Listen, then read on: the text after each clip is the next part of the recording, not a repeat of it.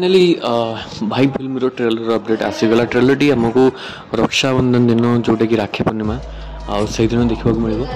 राखी पूर्णिमा दिन आमको कम से कम बोधे यार जो ट्रेलरटा यार जो टीजर टी आसो टीजर 2 या फिर ट्रेलर भी कहले चलो।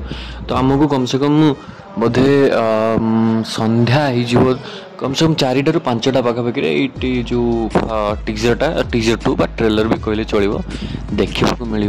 अपडेट कहीकि बहुत ठकैले आज पर्यटन आसुना केवे आसो भाई एमती कला माने फिल्म टीवी फ्लॉप हो लोक मान आग्रह कमिज आग्रह भी कमिगला कहीं जो टाइम टीजर आसला यार से टाइम जमी हाइप थिला जी 2-3 मास कि 4-6 मास पर भी रिलीज करते ना फिल्म बढ़िया आकार माने होता मालेगिरी की न रिलीज करके भाई फिल्म रिलीज करते बढ़िया प्रकार चली था से जिनसा को डायरेक्टर प्रोड्यूसर माने कौन मेकर्स माने कौन कले मिस करदे जोटा कि बहुत बड़ गोटे भूल कले।